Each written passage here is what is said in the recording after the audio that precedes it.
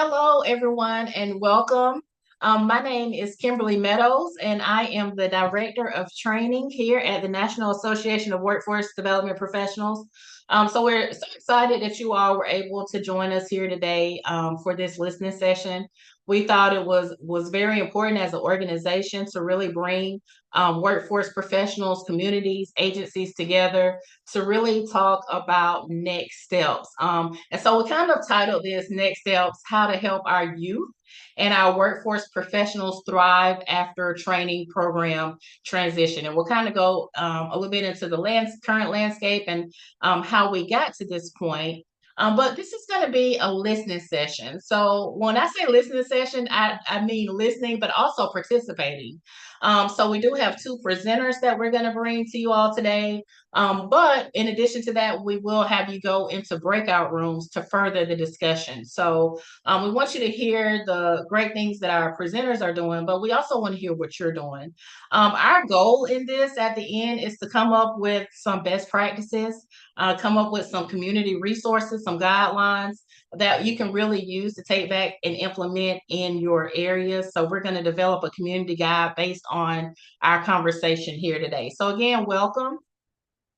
I want to talk a little bit about our purpose. I've talked a little bit about what we're doing, but our purpose for this presentation today is to bring together workforce professionals so that we can share insights, what's working good in your area, what's working good in your organization, and also share those strategies.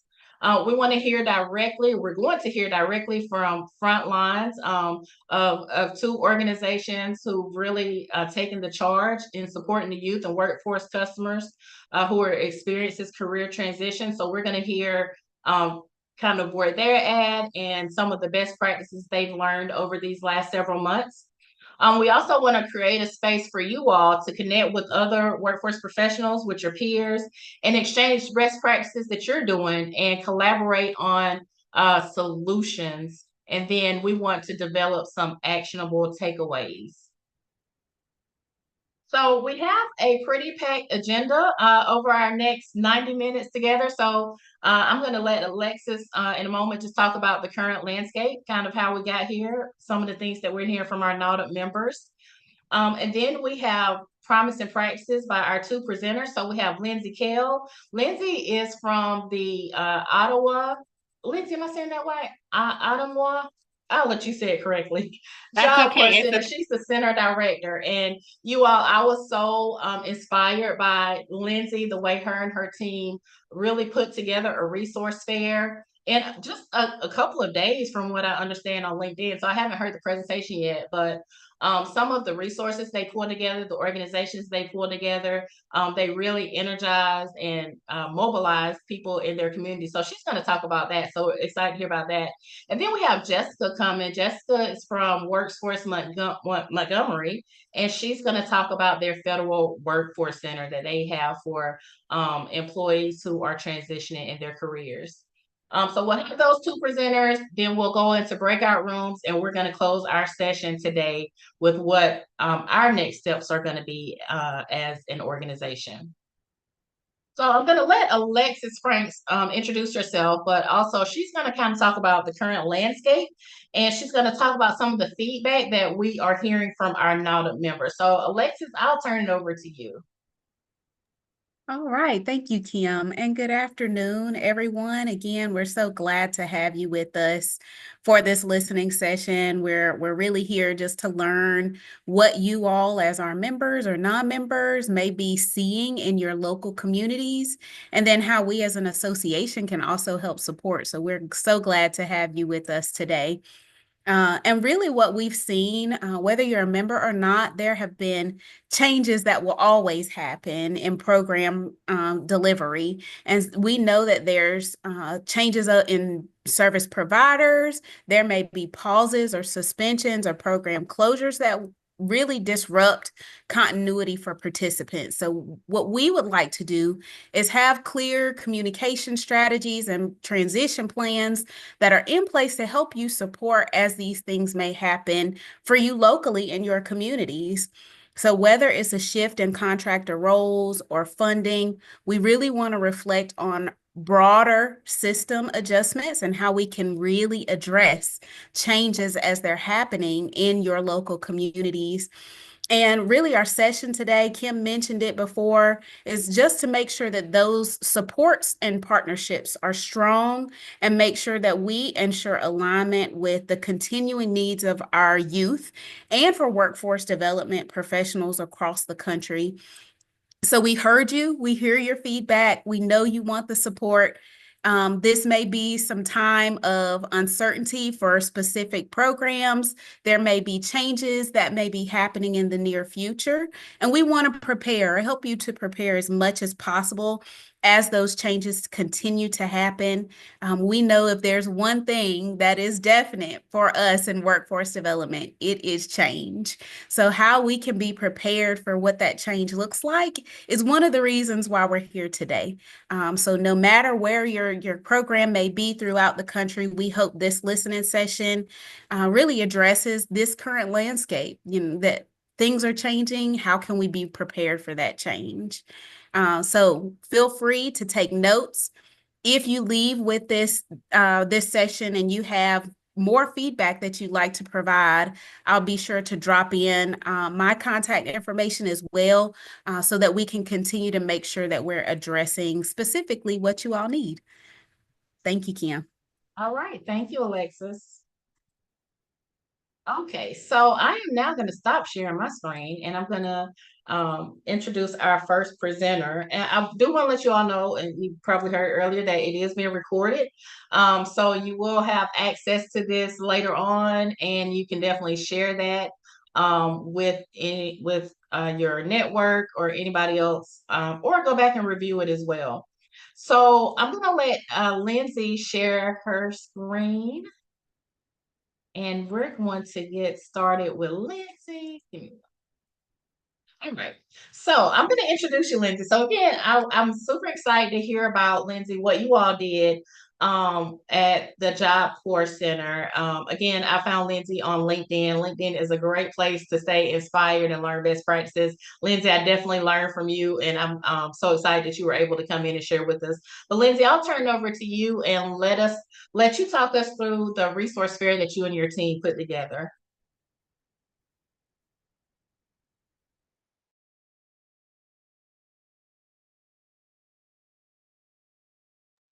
It would help if I came off mute. Thank you, Kim. Appreciate you having me today. And it's interesting to be presenting on this because we're still kind of in the middle of everything happening around us. So more than willing to take questions or talk through what that looks like for the Job Corps program. And I'll start with, my name is Lindsay Cale. I serve as a center director for the Ottumwa Job Corps Center in Ottumwa, Iowa. Kim, you got close with Ottumwa. That happens a lot, so it's okay. So Ottumwa is located in south central Iowa, and we, as a Job Corps Center, serve 33 counties in the state of Iowa. I'm here to tell you what happens when essentially a program like ours that is designed to lift young people into self-sufficiency and strong futures is at risk, and how we essentially have to shift and turn the moment of uncertainty into one of resilience and action very quickly. And so that's what I'm going to talk about today. The reality is that we're in sudden transition, and we recently received really devastating news from the National Job Corps program and the Department of Labor that our program is being eliminated. For our staff and our students, it felt like the rug was being pulled out from underneath of us. Some of those things changed in March for the Job Corps program when we were unable to continue to have background checks and bring students into the program. But there's so many programs that are experiencing similar things. So these are not just programs or numbers, though. These are lives, these are families, these are people's futures. And we could have frozen in that moment, right? And panicked. But we mobilized and we keep showing up. I can't say kept because we keep showing up every day. And so it was, Kim, it was over 4 days. We received the news and started reaching into our network, and we organized a full-scale resource fair. My background is in people operations and human resources and workforce. And so the network that you build in our organizations, and I'm sure many of you are part of those relationships and connections, we lean into each other when we have things like this happen. And so in those 4 days, we organized a resource fair, and I think the main question was, what can we do right now to remind the young people that we serve and the people that I just love dearly that serve young people here at the Job Corps Center, that they're not being forgotten and that their work matters, and the work that they've done towards their future matters, and that there's still a future. So we reached across different sectors: education, mental health, workforce, housing, transportation, financial services, you name it. And we tried to get there. So the response was really unbelievable. It wasn't just local, statewide. It was statewide. It was organizations that adjusted their schedules to be here on a Tuesday, on a Tuesday morning, right after. So we got the news the Thursday before. I think it was the 28th of May, and shifted very quickly from there. And our resource fair was then on the 29th. So it was like May 29th, and then our resource fair was on the 3rd.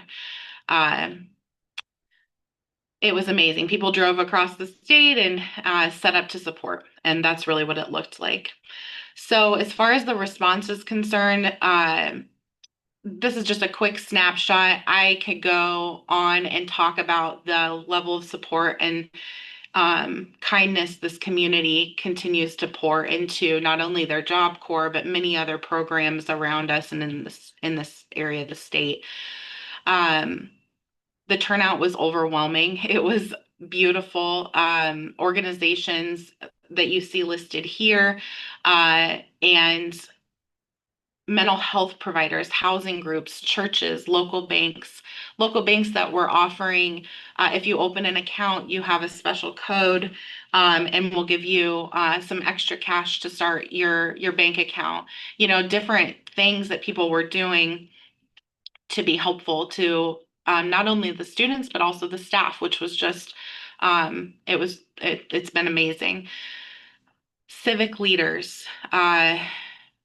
we owe a trio. I can't say enough about Indian Hills Community College. This campus that we sit on was developed as what's called our North Workforce Campus. And I'm probably glowing. My light went off. It's kind of rainy here in Iowa today. It's kind of amazing though. The community college, they had 7 tables, just the community college that's here in Ottumwa, Indian Hills, and each area. How can we move forward? What does housing look like? Let's get your FAFSA done today. So many pieces, financial aid, grants, anything and everything you can imagine. So that was just, and staff too. How can we help you go back to school if you need to? What does that look like? So more than 40 organizations showed up with absolute purpose. They came to hire, they came to support, they were listening, they encouraged. We had separate interview rooms set up because they were doing testing and hiring on the spot for staff and students. There were people that brought food. There were people that brought resources. We had a whole room set up that was just, they could go through and get personal items and snacks and things like that. Clothing, tons of clothing donated. We also had clothing that just was Ottumwa Job Corps gear, anything and everything that we could find. We created a room just for that. It was full. it became more than that. It was really just like a rally around what was happening and what is happening in our community. Um, it really was teaching them that they matter, that they're seen, and that they're not being given up on.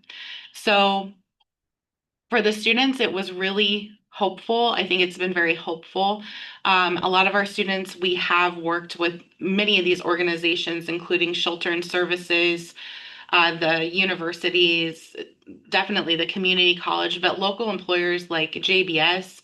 Our Iowa Works has a mobile unit that they sent that you can go in. They'll help with resume, finding jobs, getting everything set up for just the next step for staff and students. So really, we treated it as an entire campus approach.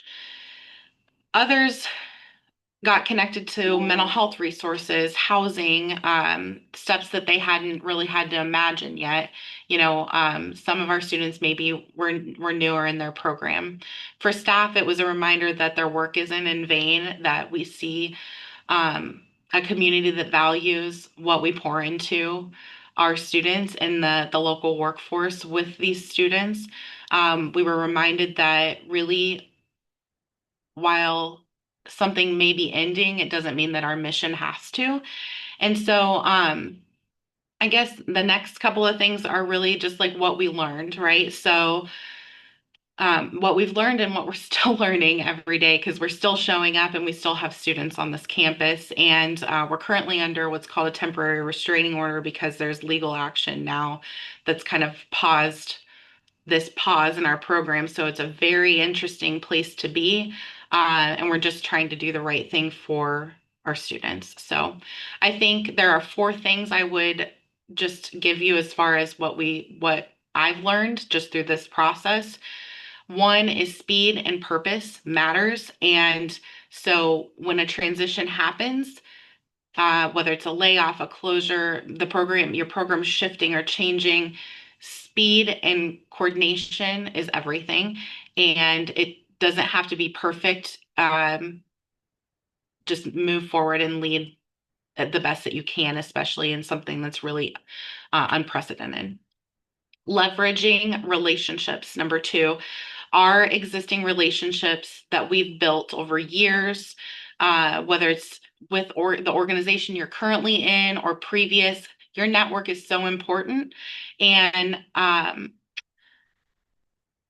when we called, people answered, and the community is so invested. And it doesn't just happen when we're in crisis. The same people that came to our resource fair were also here when we celebrated Job Corps' 60th anniversary last fall. And we had, I think, even more at that celebration, So I think leveraging those relationships. Number 3, center the human impact. So we shared our students and we continue to share our students' stories. It's more about showing how strong they are, that they're still moving forward and that they are believed in. And it's about authenticity and believing in what we do.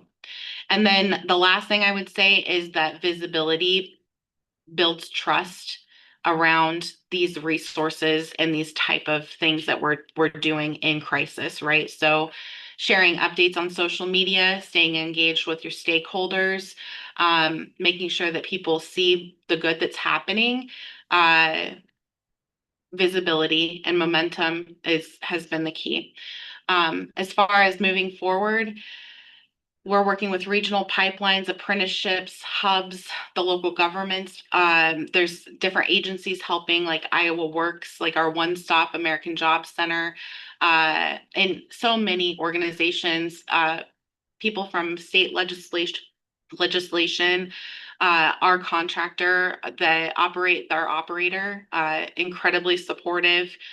We're just continuing to support young people and whatever comes next. And happy to report that we just met yesterday and really combed through the students that we currently have that are just waiting to see if they can stay. They're still working. We've graduated more students in a quick amount of time than you can even believe from either high school or trade opportunities.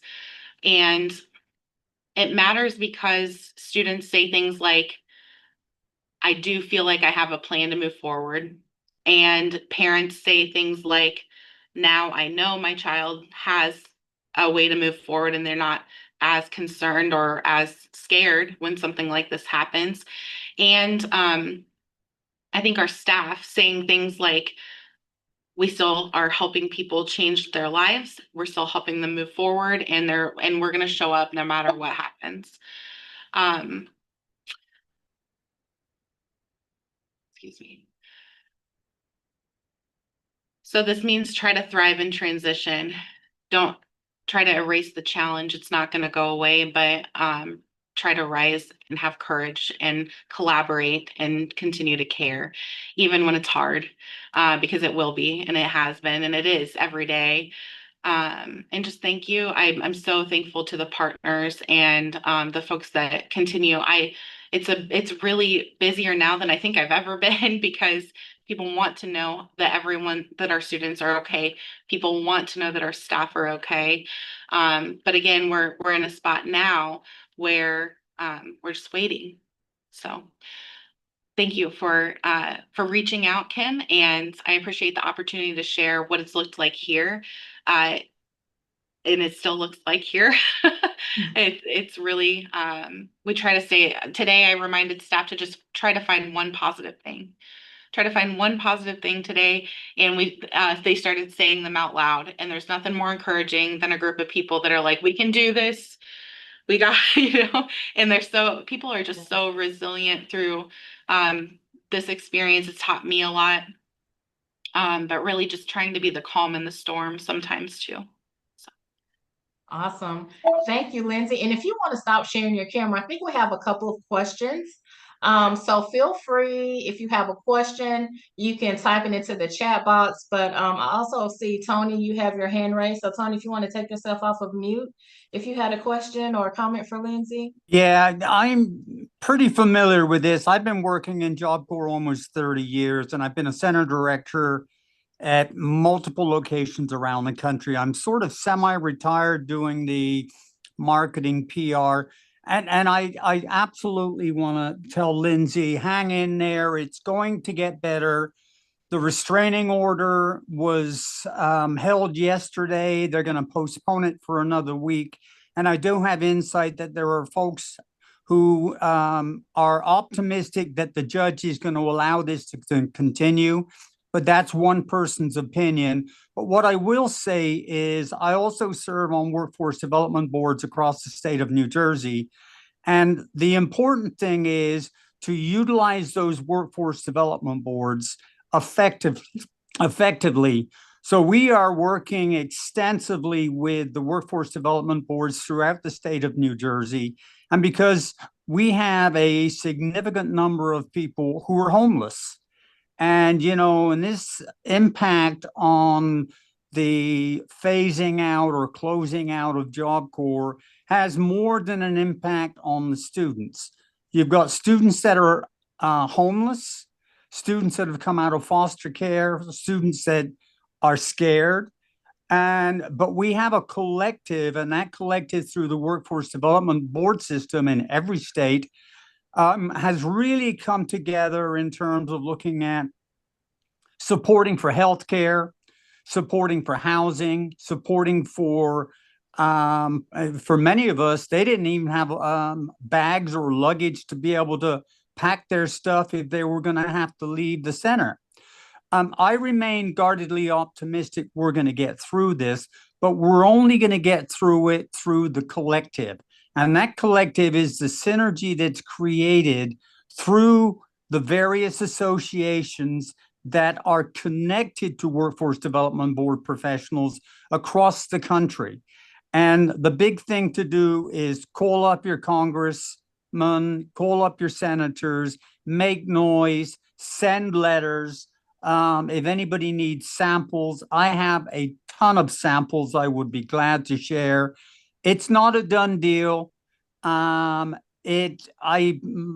belief, and I've been in this business a long time, my belief is there will be a shrinkage, but I don't believe they will close it down because we are very, very fortunate that in the 60 years that Job Corps has been around, it has established very, very strong bipartisan support, both in the House and in the Senate. But Absolutely. great job, Lindsay. You probably know Terry McDonald. So, Job Corps is a small community and I've been in it a long time, but stay positive. And I think what you need to do is provide hope and use the resources in the community. The other thing is that we are a community asset in where we provide employment, and the money that's being spent within the Job Corps, within your local community, is part of the support for chambers of commerce and the economy locally and statewide. So stay positive. And if I can be of any help, I will be glad to reach out to you and provide support. Okay? Thank you, Tony. Thank you for your kind words, for your wisdom, and thank you for serving in the Job Corps program all these years. I've been with Job Corps just under a decade at this point, and I started in human resources here, so my world has grown tremendously in the last few years, and I appreciate your kind words, your positivity. Again, we are also some of the other things I didn't mention too. I think one of the most exciting things where we've created a fund, because a lot of the communities, how do we help? What can we do? So through the community college, we've created a fund in which people can donate funds for future students, because we have such a large what we call OTP program in Job Corps, or training program that connects to our community college for college degrees and certificates. We offer like 40 plus additional opportunities through our college and sponsor many students through Job Corps with our college. That's the relationship. And so they created a fund, and that fund has almost $15,000 in it right now to help students moving forward with community college that would have been supported through the Job Corps system. Hopefully we'll still be supported. As Tony said, we're rooting positivity, still be with the Job Corps program. So thank you so much. I will reach out to you through Terry, and I'll provide you with a lot of resources. I'm a very unusual person, that I'm usually very shy, and I'm a talker. So I can provide a lot of resources for you and any of your colleagues out there. Thank you, Tony. Appreciate you. You're welcome. Radar O'Reilly and MASH I saw was in the chat. That's always that always comes up. And yes, in the show MASH, Radar O'Reilly is from Ottumwa, Iowa. It's a fictional character. But yes, that's true. Nice. And I was just reading through. But yeah, thank you so for your I wasn't quite sure what that meant, but I figured it was because I haven't seen MASH. So thank you for clearing that up, Lindsay. And Tony, thank you for providing that. Now, Tony, I'm also going to ask you any other things that you want to share that I can share out to our large group here, because I will be sending out the recording. But Tony, if you have anything that I can share with the group, any documents, any templates that I can share, I'll be happy to send those out as well. But like we were saying, one of the things that we wanted to try to do was just pull together the promise and practices. So some of the things that I took away from you, Lindsay, was definitely leverage those relationships. The fact that you were able to get 40 organizations in less than 4 days, and that was over a weekend. So it really speaks to what your relationships are. So really leveraging those relationships. Tony, to your point about utilizing the workforce development boards, both of you spoke in different ways on advocacy. And so that's one of the things that we're doing in NADA, right now, is really how do we advocate for the programs, services, and the customers. If I might jump in real quickly, I'm part of the GACITA, which is the Garden State Employment and Training Association, and we did a bunch of presentations on partnerships with Job Corps, with unions, and various others. I am not part of the National Association. I will be becoming a part of that National Association. And one last thing is, one of the resources, we had 1,500 people come to our campus this past weekend. And we did a Juneteenth celebration with the NAACP and various organizations. So building that strong community base is incredibly important because the workforce needs young people. And with the baby boomers retiring, and we need to get into most of Job Corps is what we call pre-apprenticeship programs. And so that's an ideal feeder system to get into the infrastructure remodeling that's necessary out there. So getting connected with organizations like UBC, which is the United Brotherhood of Carpenters, or IMI, the International Masonry Institutes, are just samples of the many ways in which we can collaborate together and support workforce development, not only as career opportunities, but to provide opportunities that pay incredibly well in the various industries. And many of these industries are changing, and we need to be adaptable to meet that.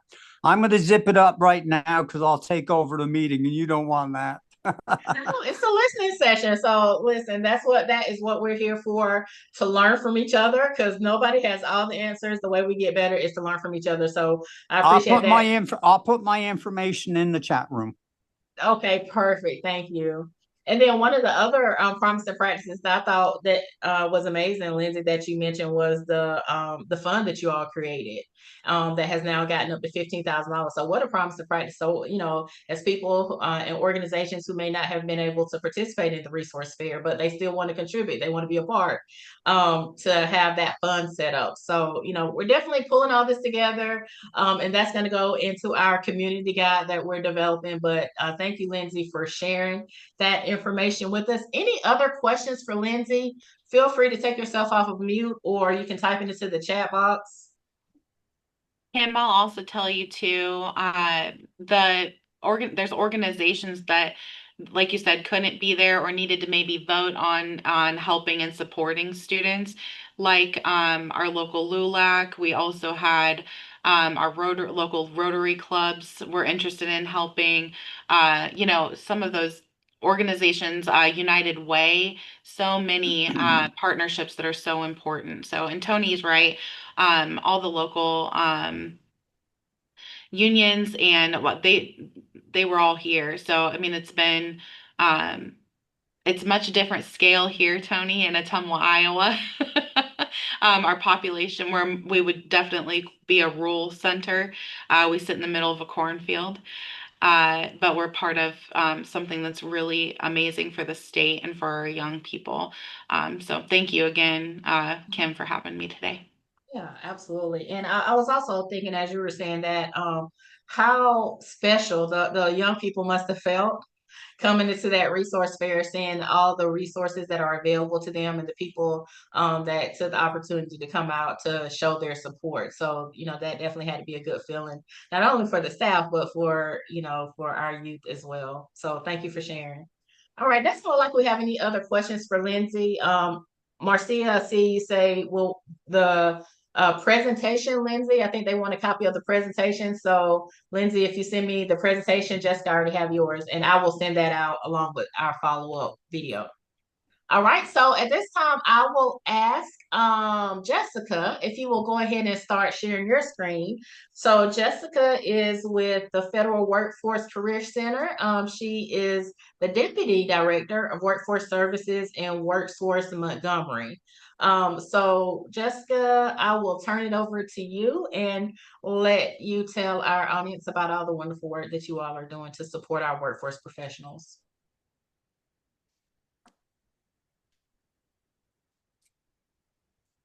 All right. Good afternoon, everyone. Hold on to make sure that all right. I'm assuming everyone can see my screen. We can. Okay. Yeah. Wonderful, wonderful. Well, good afternoon, everyone. I'm Jessica Isufu, and yes, I work with WorkSource Montgomery. We are a workforce board in Montgomery County, Maryland. So just a little quick thing about us and where we're located. We are a part of the DC metropolitan area. We're about the fourth largest workforce board in the state of Maryland. And I've had the pleasure to serve as the Deputy Director of our Workforce Services Division, which is really a lot of our program, our operations, our outreach, our business engagement services here in Montgomery County. And so I'm excited to talk to you a little bit about who we are and what we've been doing in light of everything that's been happening that is somewhat related to a lot of what Lindsay touched on.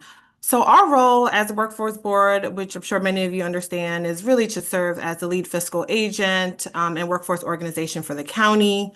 A lot of the things that we do here is we serve students. We're in all of the middle and high schools in Montgomery County, serving over 60,000 students. We're providing career coaching to them, grades 6 through 12. We're serving job seekers here in Montgomery County, ensuring that they have access to quality employment and training. We want to be able to promote economic mobility for all of our residents. And for our businesses, we're helping them understand industry trends so we can also identify and understand what their workforce needs, their talent pipeline needs are, and then we can tailor a lot of the programming that we do to make sure it's in alignment with our business community. We have several job centers throughout the county. We have a comprehensive center in Wheaton, Maryland, which is Silver Spring, for those of you familiar with the area. We have an online self-services portal where people can log in and have access to hundreds of different trainings and certifications. And it's free. If you're a Montgomery County resident, you have access to this for about 6 months. You can have a free account. We do see a lot of people get certifications through this platform, which is really helpful in helping them upskill. We have a mobile job center where it travels throughout the county to make sure that, people have the ability to access our services and can learn more about what it is that we do. We want to eliminate transportation and access as a barrier to our job seekers. We're located in the correctional facility. We're providing services to incarcerated individuals, helping them prepare for life outside. And then we have a center in the community where when folks are returning from incarceration or have been justice impacted in some way, we're there in the community to support them with their employment needs, their transitional employment needs, and other services and resources that they may need. So why am I here today? I'm here to talk about what's been happening and what our response in Montgomery County essentially has been. After January 20th, 2025, we've had a lot of restructuring and some dismantling of some federal agencies, which resulted in the elimination of nearly 60,000 federal jobs. And not just federal jobs, but federal adjacent, contractors, et cetera, et cetera. So this was nationwide. And Montgomery County alone, we have over 70,000 federal employees within our county who live and work. And so we were especially hard hit with a lot of these changes that have happened recently. So the reductions have affected both federal workers and contractors, and it triggered a sharp rise in our unemployment claims and job seeking activity and the demand for workforce development services. So between January 20th and today, we've received as a county over 25 WARN notices notifying us of impending layoffs. And as a result of those WARN notices, almost 4,000 people have lost their jobs. And so the impact has even extended beyond those directly affected. It has affected local businesses, service providers that rely on the federal workforce, local businesses that benefit from those resources, those investments. And so this moment has required a coordinated and a strategic response in order for us to be able to support the displaced workers and help to stabilize our broader economic system. So as a result of what has happened, we came together WorkSource Montgomery, the local workforce board, our county government, our chambers, Department of Labor, and we decided we needed an immediate response to what was happening.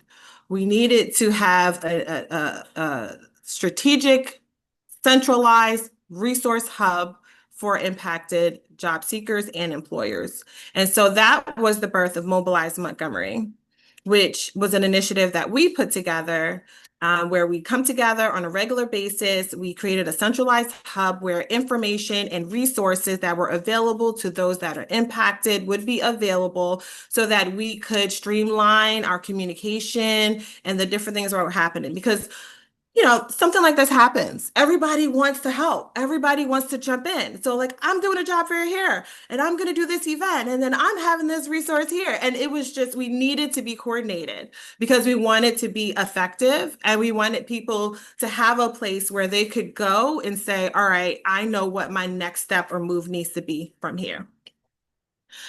And so this was how we were able to put together Mobilize Montgomery.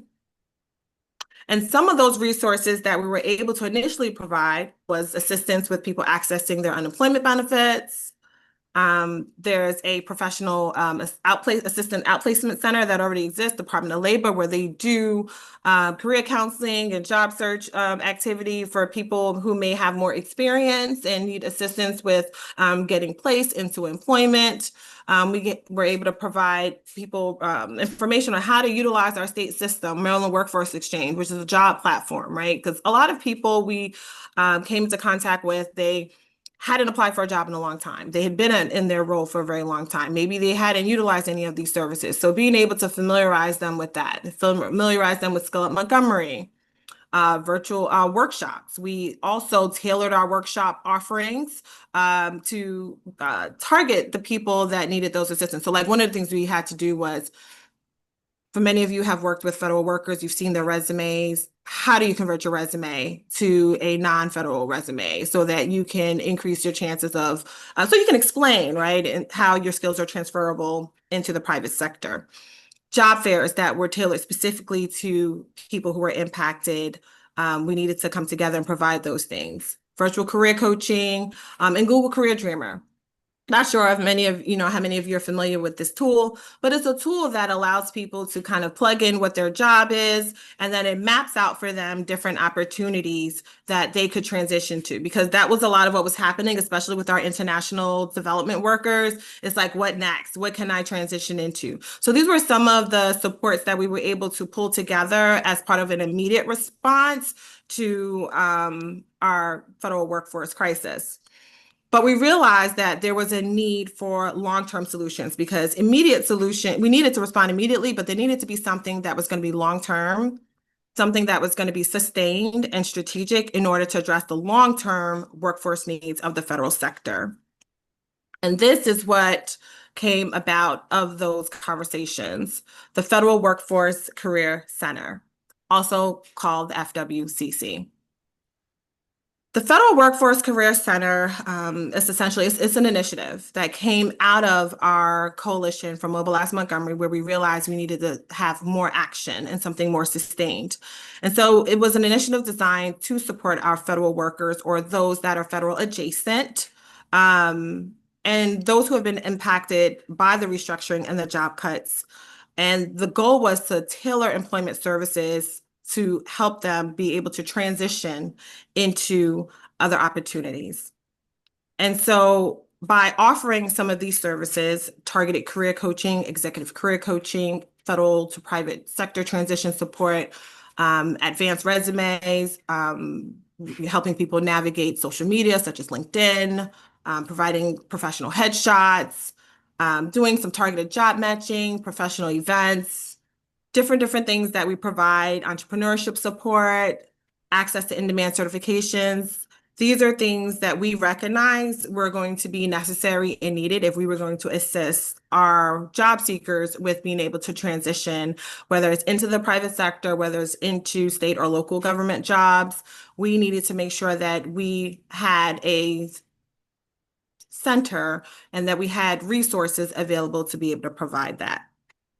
And so the FWCC is going to provide a curated suite of career transition and reemployment services that are customized to the unique needs of the federal workforce job seekers. And also wanted to touch on where we are with the Federal Workforce Career Center, because the Federal Workforce Career Center, as of now, we are expecting to launch in August. So right now we have our space identified, we're putting the proper things in place. By August, we should be fully operational and ready to go with the FWCC. But in the meantime, the services that I talked about are services and resources that we're providing to our federal workers, our federal impacted workers as well. Some of the promising practices that we have seen as a result of these coordinated efforts have been, for example, our early cross-agency coordination.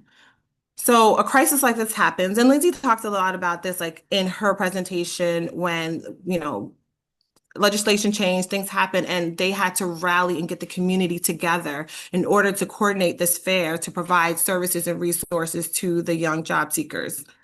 And so early cross-agency coordination is a promising practice, being able to get all of the key players together, all of the different partners together in order to have a coordinated response.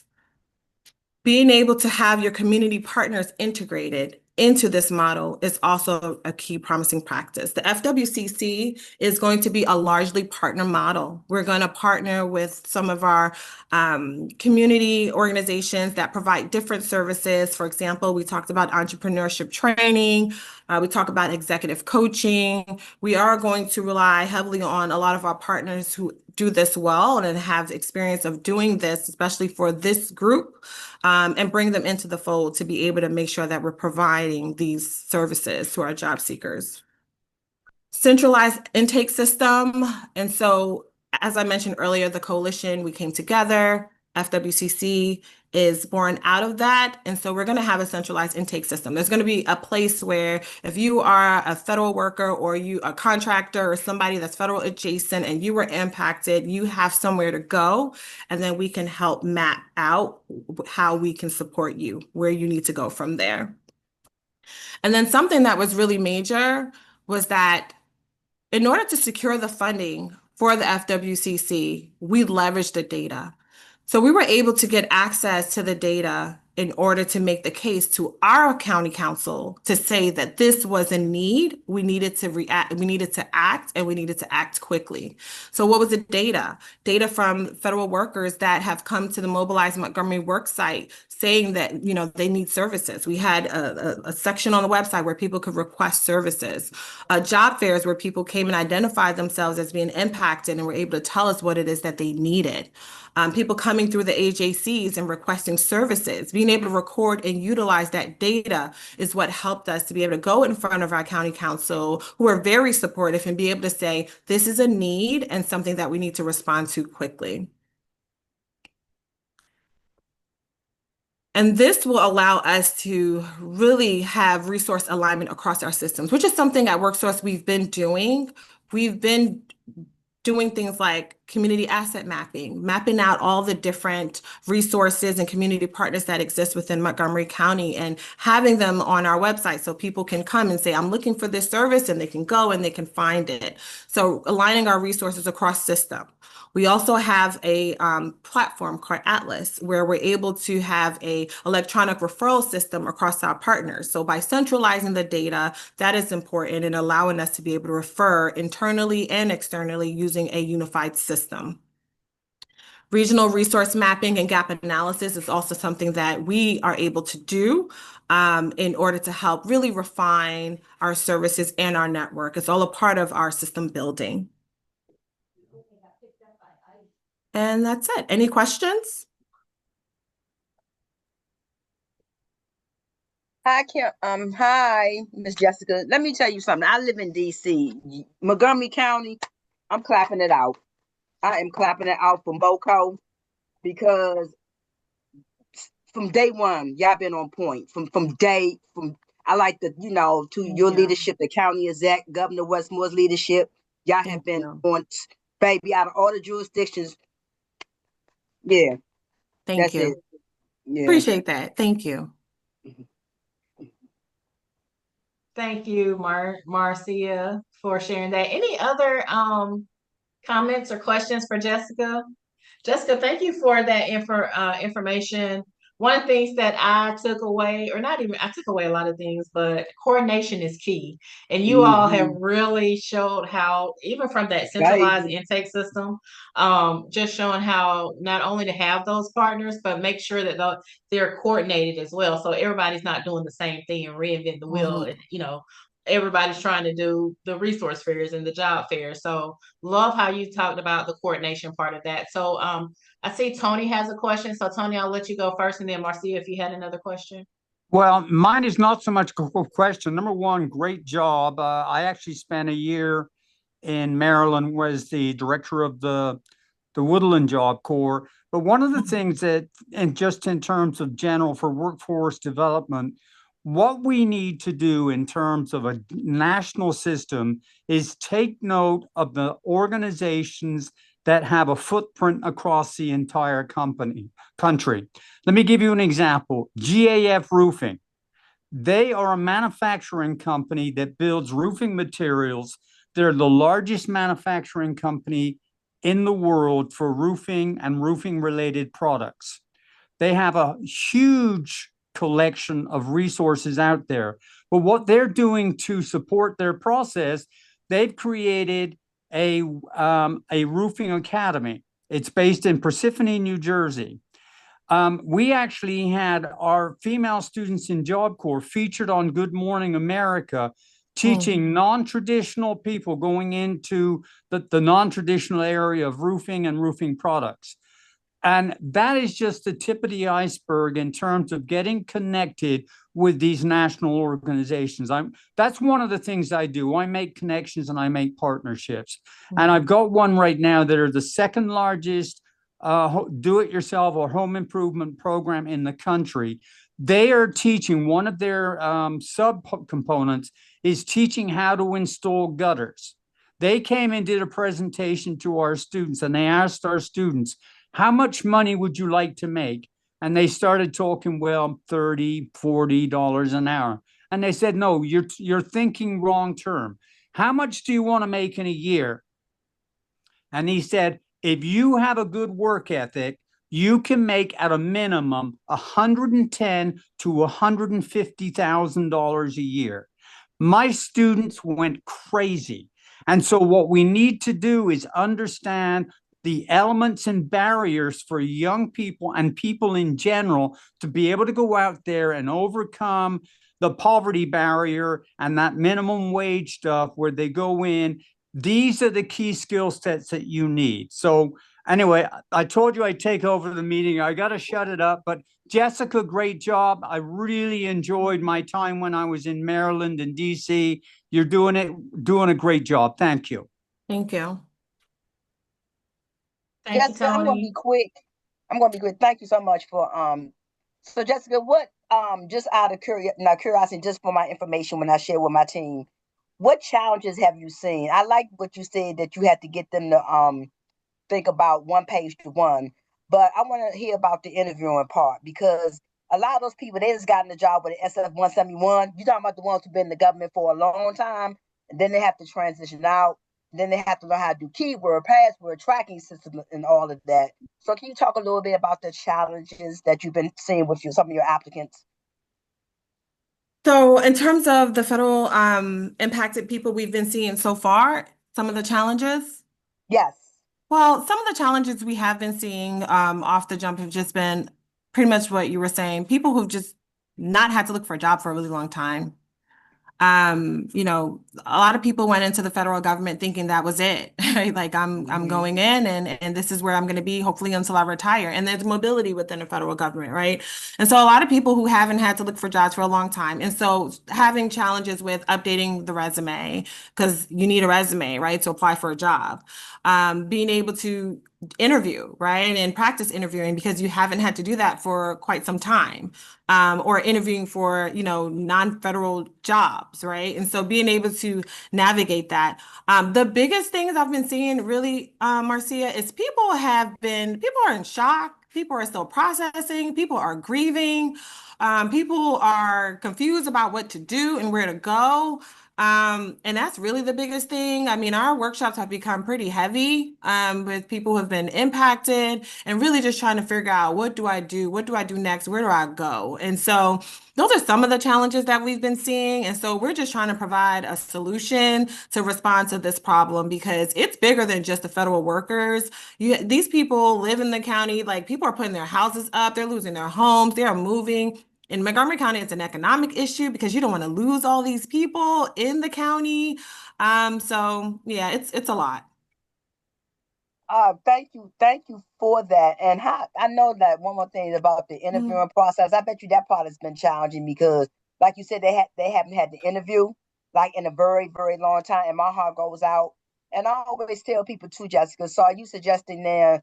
And I like the trainings that you're having, but I was always telling my workers, oh, don't, because I got schooled with September 11th, 2001, and I said I would never get stuck again. So I was always keeping my skill set updated. And I think sometimes, and the age discrimination. So have you had that problem? Because age discrimination is real out here. Like you said, they're trying to get a job. So what challenges? How are you presenting them to present themselves so they won't be age discrimination challenged? Well, I can't speak directly to say that I have experienced where I've had a job seeker mention that they were experiencing age discrimination, not to say that it doesn't happen. So I would say that's not something I can really speak on.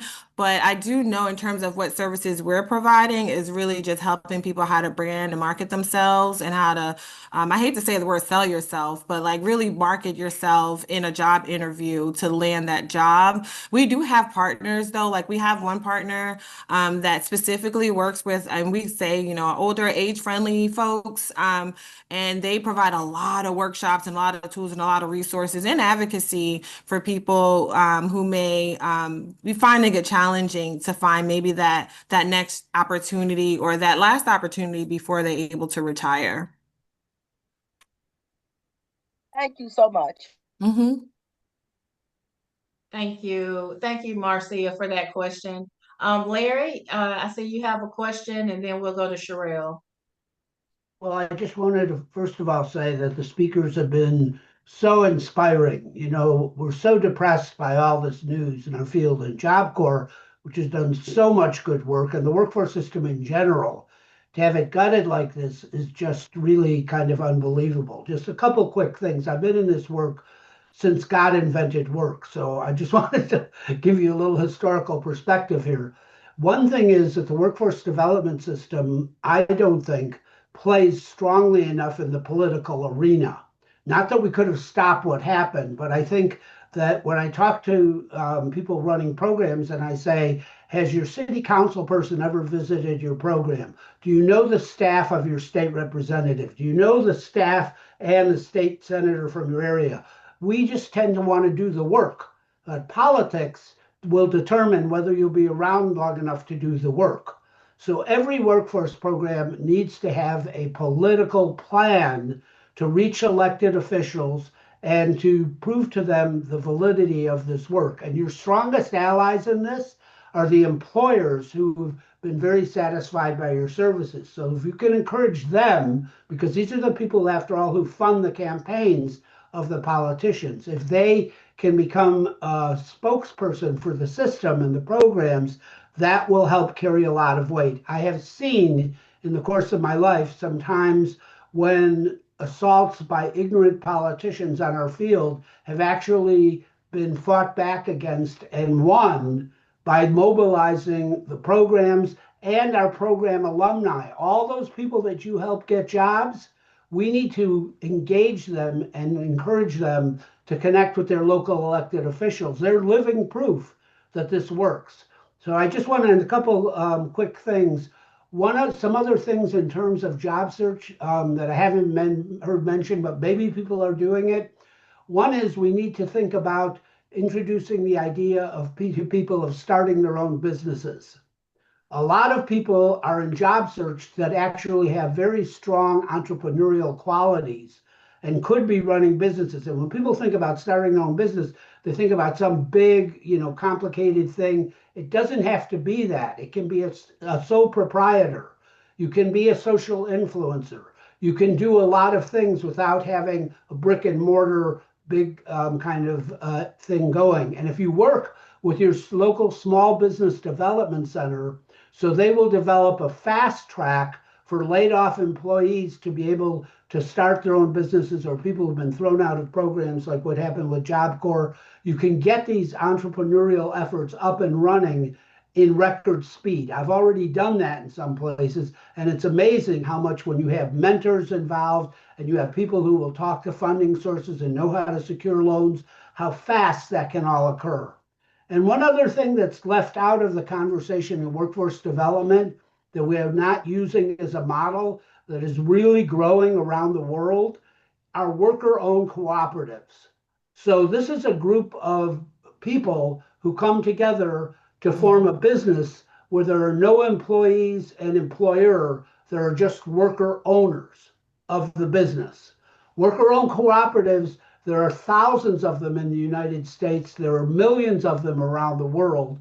They tend to do better than businesses owned by individuals because you've got a built-in think tank to help you figure this out. And everybody shares in the effort and shares in the outcomes. So I want to encourage people to look into, you can Google worker-owned cooperatives and see a lot about this. And it might be something that NAUDIP wants to do as a future webinar, to have some people with expertise talk about this. I was a part of one of these many years ago. It was a printing company. It was one of the best employment experiences I ever had. It's not for everyone, but it's another strategy that I think we want to pursue. And the other thing, just my final comment, is we need to introduce the people who are laid off into online learning. And this is true of youth and adults. While people are in job search, there's no reason they can't be, if they have access to a computer and access to the internet, there's no reason they can't be increasing their employability by engaging in some free online learning. And there's a lot of, you Google that, you'll see a lot of organizations that offer free online learning. There's a nonprofit, national nonprofit called Skill Up. And Skill Up helps people without charging a fee. Skill Up helps people find short-term training for people who do not have college degrees.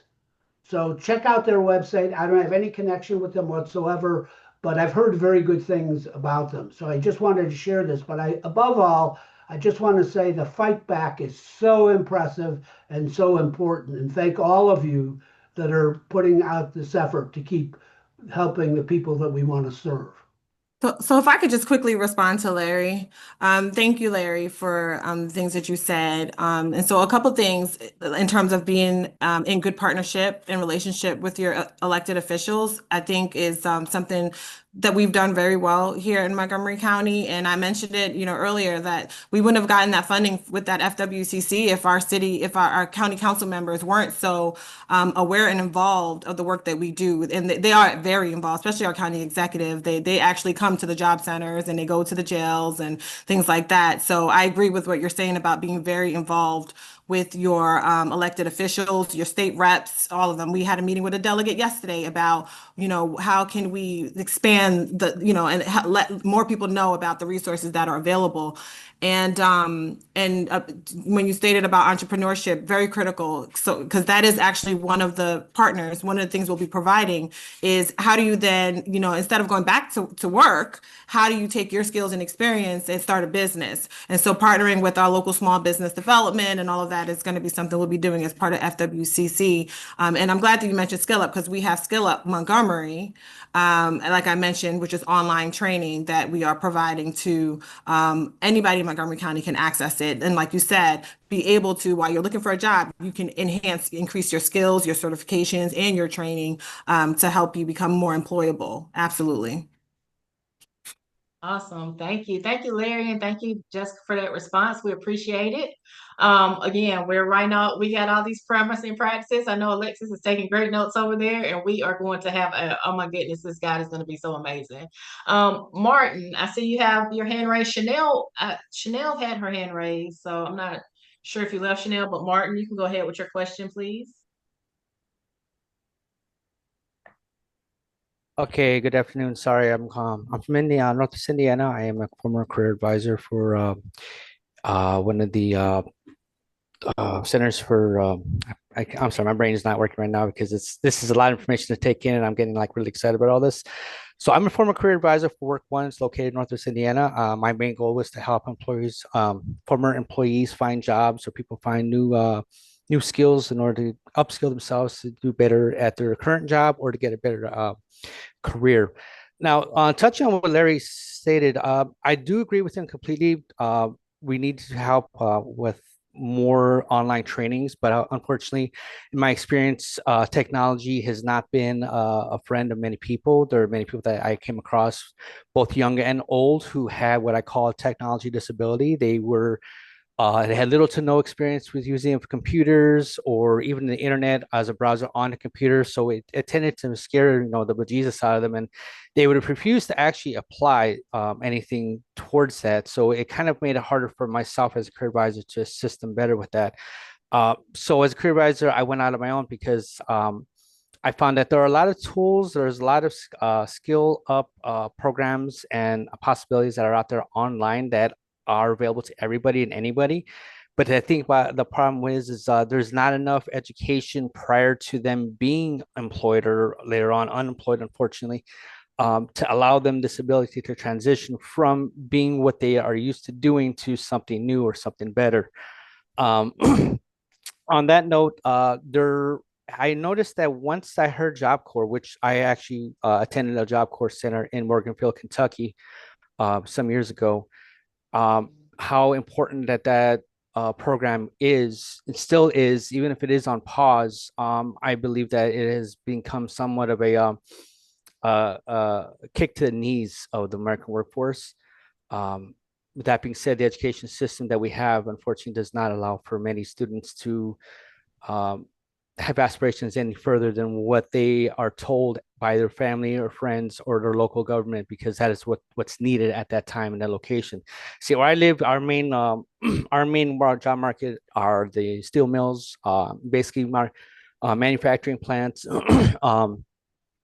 also in the medical field. But aside from that, anything further that's going to help people do better moving forward after all this is very, very unfortunately limited. As a career advisor, I noticed that there was a lot of things, and this is going to touch on what Jessica has stated with her team, how she's going to help them, or how they're going to help people who are suffering from this unfortunate turn of events in our country. How are we going to help empower the career advisor to better establish their rapport and their better ability to assist those who are truly in need right now? Because the one thing I noticed that was a really big barrier for me was there was a limitation as to what I could do and how I can help my clients. And I would have up to 45 people on my caseload at one time, which was very daunting to say the least, but not knowing how to help them, empower them in order to be able to help themselves. Because that is what my job as a career advisor was. I am a certified workforce development professional, so I do see both sides of the lens. But the thing is when it comes down to it, what we say and what we show to them doesn't really mean anything to them if they don't understand the why or the how it's going to make their lives easier. So in order to make them understand that, I always made it a point to try and empower them. I give them as much information and show them as many resources that are out there that are available. Unfortunately, I was always held back because there was a certain amount of connection, a certain amount of things you can say or do with clients, because I was working for a nonprofit and because the funding was as controlled by the federal government, because we were for funding through WIOBA. There was only so much I could do. So I was wondering, what is the plan? What are the plans to help better empower the career advisors to better assist? Or is there any plans to help them upskill and help expand their skill set?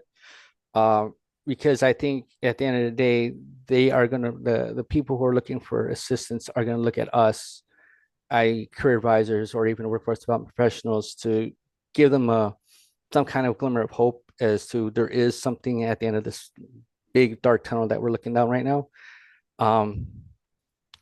Sorry, my brain. And what else? Sorry, I have a list of what I want to ask. Also, I always thought that the idea of using apprenticeships is a very big thing that I think has not been addressed evenly or as well as it should be, especially with local education systems and local companies, especially big multi-billion dollar corporations like the big box stores and the manufacturing companies. I mean, I remember back when I was younger, I mean, if you wanted to go and become a welder, you could go work at the mill and you can get an apprenticeship with the millwrights straight out of high school, or even while you were in high school. And that way, when you were done, you had the education, you had um, the experience, on-hand experience, which a lot of these companies they ask for. You know, you graduate high school, the first thing they ask for is either an associate's or a bachelor's degree and up to 4 years experience. And it's like, how are you supposed to get all that if you just finished high school? Or how are you supposed to get that if you were with a company that suddenly closed their doors because the economy went upside down, you know, or Job Corps decided to shut down? You know, you can't, the transition period between that and finding a new job, it's terrifying because unfortunately, even though your job stops, the bills don't. The medical bills do not stop. Your rent or your mortgage doesn't stop. And I think that that's something that has drawn a lot of people together, especially now, because it affects everybody in every little different way that there is. So that's pretty much all I got. I'm sorry if I rambled a little bit. No. It's been a crazy few weeks, especially up here. We've had a lot of protests, a lot of things going on that has just been throwing everybody's life upside down. But I'm really glad that we had this here, and I appreciate you guys setting this up. And if you guys set this up again, I would be like giant on the spot to sign up for this. So yeah, that's all I got. Thank you. Thank you, Martin. Thank you for that commentary. One of the things I will say from an association level, one of the things that we are very well aware of, and one thing we constantly provide training on, is career coaching and what are those strategies in career coaching. So we actually just did a virtual career academy this past February, and it focused specifically on strategies for career coaching. And then we did another career coaching session, a 4-part session. It's actually on workforce GPS. And so what I'll do, Martin, and I'll send it to the entire group as well if you want to, watch it or disseminate it. But it really does go through those strategies of how do you best work with your customers? What are those strategies? Because just like everything else, those coaching strategies change. So when I started career advising in 2005, those strategies have changed now in 2025. So it's really one of those things that you have to continue to upskill in. To Larry's point a little earlier, and to Jessica's point, you have to continue to upskill. So I'll definitely send you that out because that's something that we definitely are aware of at a national level, and we're making sure that we address that as an association. Marcia, did you have another question or You know what? comment? You can tell me to be quiet, but it's just like you said, this topic is so relevant. But I want to switch over to the workforce side, the training side. So I'm in DC, and we do, and you know what? Because I know the whole workforce thing is so different all over the place, all over the country. And thank you for saying my name correctly. So you get 1,000 points already. So Did I thank you. say it correctly? Yes, yes, and you are the only you. Yes. So anyway, so so we do have DC has a lot of training, but you know that what the challenges have been with us, everybody is we have to do like drug screens. So it's been the drug screen for our pre-construction apprenticeship program, our pre-apprenticeship program, the drug screens, the issues, transportation depends on if we do have a lot of unions here. Transportation, because if you have to be to work at 6 a.m. and you don't have transportation, that's an issue where it's not accessible. And we have a decent transportation system here in the DMV. That's on that side. And then some people once they get into training, their math skills are really not up to par. So you find out a lot of things later, you know. So that's what we're working on, making sure that they're ready. But going to what Larry said, so Larry, I agree and don't agree. You just say you just said everybody just need to hop on online training. But you know what, Larry? At this stage of my life, I know that you have to meet people where they are. A lot of people are not comfortable digitally literate. They not. Let's just call it for what it is. Everybody's not comfortable. Everybody not gonna hop on. But then let me hit the QR code. Let me get on and do that. But they're not. So we have to find ways that's gonna work for people who not as comfortable, but make them still feel comfortable in their career search. And as far as like entrepreneurship, everybody not called to be an entrepreneur. You know, I don't want people to throw entrepreneurship in people's face. Now, if you see you have a real talent for it, that's fabulous. No hate, no AARP, but who want to be a substitute teacher? Baby, for that little bit of money and that stress and that hassle, it ain't happening. So this is why I'm always, you know, what I'm looking at from what I see. And one last thing, and nobody talked about it on the platform so far. We have to train people to work with people in multi-generations. Because how I'm thinking, a 21-year-old not thinking, or a 31-year-old. Do you understand what I'm saying? The boomers, the Zers, the Xers, the Gen Alphas, millennials, got to work with everybody at in their mindset. And I think that's the way too that we could be more successful in that and really engage in people and see what their passion is outside of what they're doing. Because people just want to do stuff. And then when you tell them, like for IT, I tell my case managers, do you really tell them what IT entails? They just think it's getting on the computer. But if you don't have computer skills, how can you do IT? It's so much technical to that. So I think we have to be as partners, trainers, providers. We should be telling people exactly what it is for real, so they won't become disillusioned. Thank you. Yeah.